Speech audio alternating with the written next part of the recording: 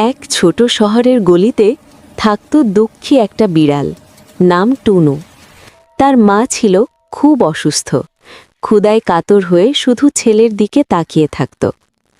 মায়ের জন্য খাবার খুঁজতে টুনু সারা দিন ঘুরল, কেউ দিল না কিছুই।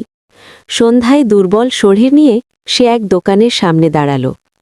ভেতরে একটু মাছ আর ভাত দেখে মায়ের কথা মনে করে টুনু চুপি চুপি এক টুকরো খাবার নিল। হঠাৎ দোকানের মালিক রেগে গিয়ে লাঠি হাতে ছুটে এলো। ভয়ে পালাতে না পেরে টুনু আঘাতে মাটিতে লুটিয়ে পড়ল। পরদিন সকালে রাস্তার পাশে পড়েছিল টুনুর নিথর শরীর। মুখের পাশে পড়েছিল সেই ছোট্ট খাবারের টুকরো।